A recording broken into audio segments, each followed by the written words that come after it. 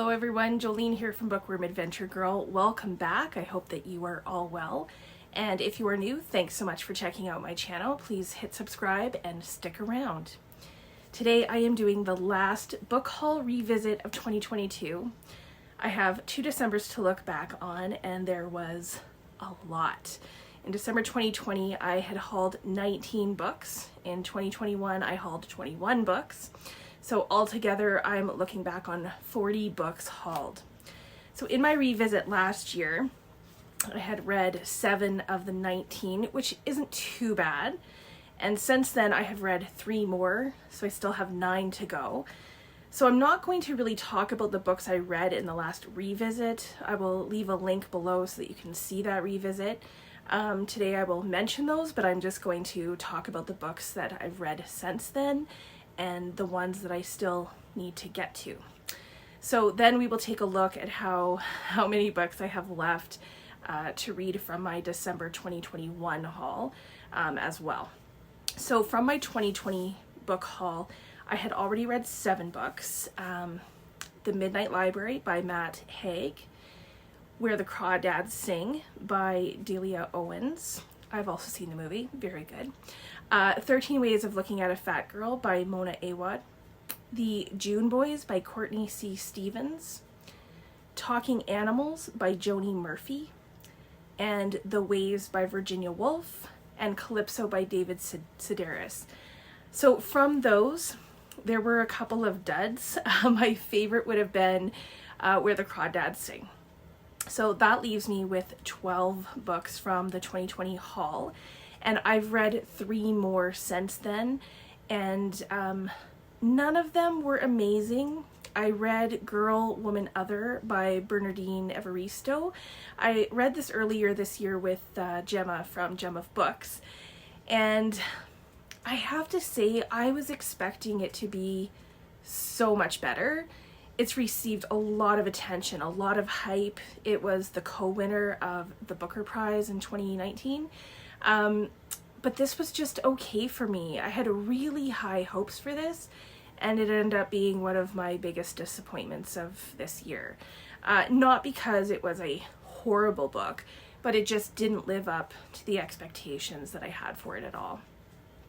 The other 2 books I read were from the same author, Scholastique Mukasonga, and I read Our Lady of the Nile and The Barefoot Woman.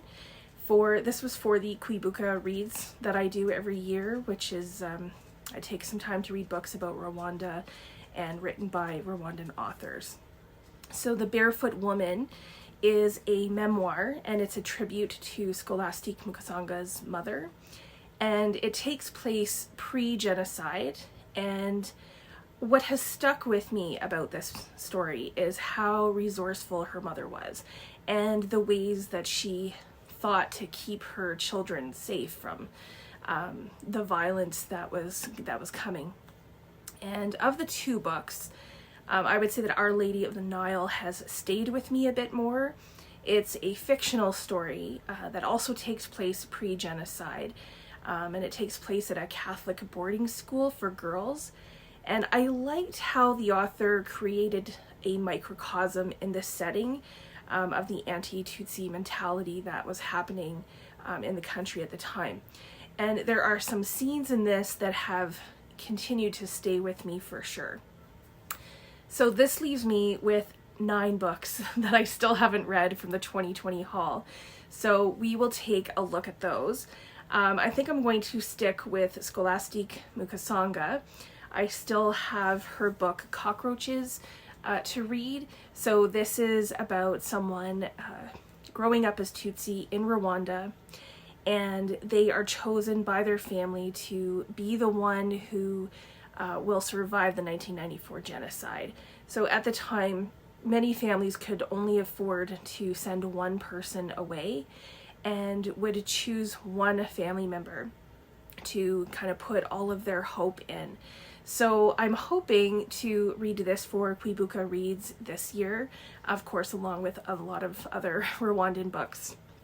3 of the books that are still high on my TBR that I hope to get to are Lincoln in the Bardo by George Saunders.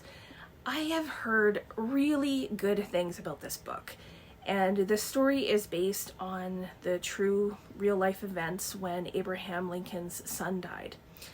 So I'm hoping to read this. The next one is J'adore New York by Isabelle Laflèche, and I love New York, and this has been described to me as a reversal of Emily in Paris, which has been a lot of fun to watch on Netflix, so I think that I am going to enjoy this. Another book that I really want to get to soon is I Am 17 Brushes with Death by Maggie O'Farrell. This author has been all a buzz because of Hamnet and The Marriage Portrait, and I want to read both of those books as well, but this is the one that's on my shelf. So before I go and get more of her books, I really want to read this first. I have 5 more books from this haul, 2 of them by Nora Ephron. I have Heartburn and Wallflower at the Orgy, and I'm hoping to read these when I need a lighter read. I'm thinking these will, make me laugh and be good in between some more serious and maybe heavier books that I tend to read.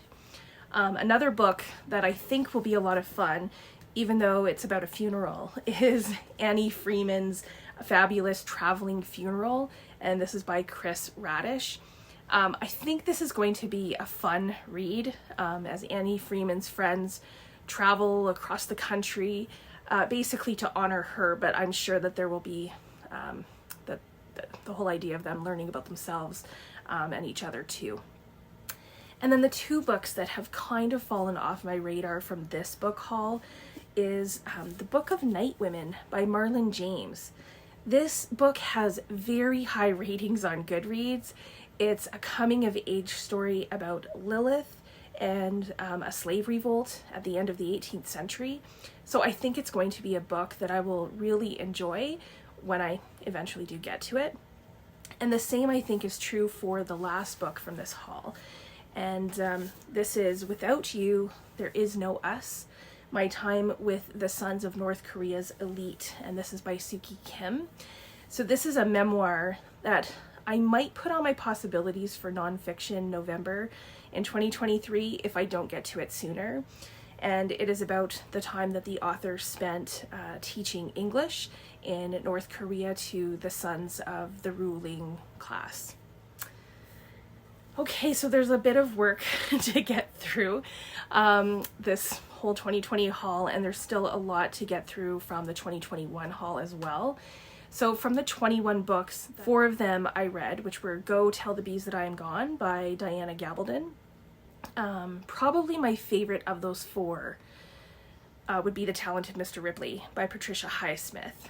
And I also loved October Jones by J.D. McFerrin, which is BookTube's very own AJ from AJ Dunn Reads and Writes. This is a delightful middle grade story, and I also read the poetry collection Red Obsidian by Stephen Torr. So that leaves 15 books, which I haven't read yet, and that sounds like a lot, which of course it is, but 9 of them are actually poetry collections from the Ascona Poetry and Poetics series, which are from the University of Regina Press, and I received them from ZG Stories.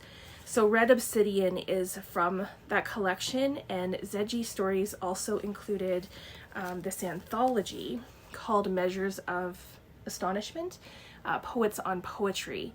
So this is a collection that I really need to get to. And the collection that they sent, the series that they sent, includes Pitch Blend, Burden by Douglas Burnett Smith. Sorry, maybe it's too close. 41 Pages by John Steffler. The House of Charlemagne by Tim, Lilburn. The Long Walk by Jan Zwicky. Blackbird Song by Randy Lundy. Live Ones by Sadie McCarney. Cloud Physics by Karen Enns. And Field Notes for the Self by Randy Lundy as well. So hopefully I can get to some of those collections this year. And then there are 2 books that I am hoping to get to soon. Somebody Loves You by Mona Archie. I love the cover of this book, and this is about a young girl named Ruby whose mother has had a mental breakdown, and Ruby gives up talking. And I think I said last year when I hauled this that I should be able to read it in one sitting over the holidays, and that never happened. So since it's less than like 200 pages, maybe I can get to it this year during the holidays, so we will see. And then the other book that I really want to read, and I cannot believe that I haven't read this yet, is Braiding Sweetgrass by Robin Wall Kimmerer. This is really high on my TBR, and the author is a botanist, and in this book shows what we can learn from nature. So I've only heard really good things about this, and I'm really looking forward to finally getting to it, maybe even before the end of this year. We'll see what happens. So from the 2021 haul, there are 3 books that have slipped off my radar a bit. Tell Me I'm Worthless by Alison Rumfitt. This is a debut novel, and the author is a trans woman, and this is supposed to be a dark story. It has a haunted house, so this is one that I might consider for October. The next book also kind of has a macabre vibe to it, and it's a collection of 4 stories translated from the Danish, and it's The Dolls by Ursula Scavenius, and this is translated by Jennifer Russell. So maybe I will put this on the list for October as well. And then the last book from this book haul Revisit, is Phenotypes by Paulo Scott. And this is translated from the Portuguese by Daniel Hahn. This story is about 2 brothers, and it has themes of identity and race. And I think that I will probably like it. It's one that I haven't really heard anyone else talk about. So if you've read this or if you know anything more about it, please let me know your thoughts. So as usual, I have a bit of work to do in getting these 2 book hauls completely read. But hopefully there will be some progress in 2023. Please let me know if you have read any of these books, or if you are interested in any of them. Are there any that I still need to read that you would suggest I read first? And then how about you? How have you been doing reading the books from your hauls? I look forward to chatting with you in the comments. Thanks again for watching. I hope you enjoy the rest of your day, and don't forget to make every day an adventure.